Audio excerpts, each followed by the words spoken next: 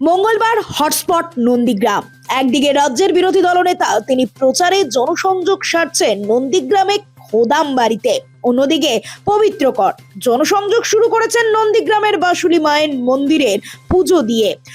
ইতিমধ্যেই সোমবার নন্দীগ্রামের খোদাম বাড়িতে প্রচার সেরেছেন শিষ্য, আবার সেখানেই মঙ্গলবার খোদাম বাড়িতেই প্রচারে শুভেন্দু। গান্ধী মূর্তিতে মাল্যদান করে প্রচার শুরু করেন বিরোধী দলনেতা। এরপর নন্দীগ্রামের দিঘিপাড়াতে বাড়ি বাড়ি গিয়ে জনসংযোগ শুরু করেন নন্দীগ্রামের বিজেপি প্রার্থী। নন্দীগ্রামে বিষ্ণু মন্দিরে পুজো দেন কর্মী সমর্থকরা, পুষ্পবৃষ্টির মাধ্যমে শুভেচ্ছা জানান বিজেপি প্রার্থীকে।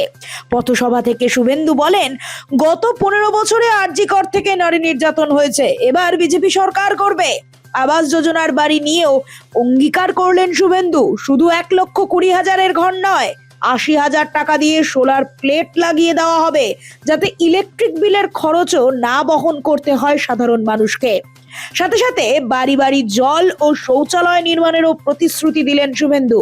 ক্ষমতায় এলে মহিলাদের অ্যাকাউন্টে 3,000 টাকা করে ভাতার ঘোষণাও তার।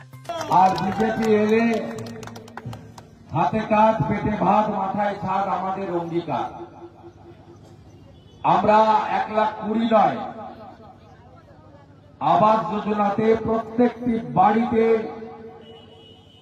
উপযুক্ত অর্থ দিয়ে ঘর নির্মাণ, প্রত্যেকটি বাড়িতে প্রধানমন্ত্রী সূর্য ঘর যোজনাতে 80,000 টাকা করে ঘর প্রতি দিয়ে সোলার প্লেট লাগিয়ে দেওয়া, যাতে ইলেকট্রিকের মিটার বিল না আসে, নলে জল, জল জীবন মিশন,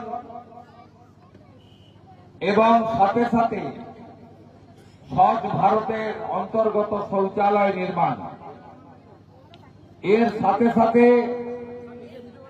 যে 6 লক্ষ ভ্যাকেন্সি পশ্চিমবঙ্গে আছে, আগামী 6 মাসের মধ্যে অমিত শাহজি ঘোষণা করেছেন ঘুষ ছাড়া মেধার ভিত্তিতে চাকরি হবে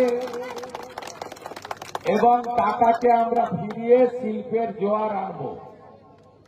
সাথে সাথে 4 মে ফলাফল, 6 মে সরকার, 1 জুন মা বোন দিদিদের অ্যাকাউন্টে 3,000 করে টাকা আমরা প্রত্যেকটা অ্যাকাউন্টে ঢোকাব। নোবেল বাংলা।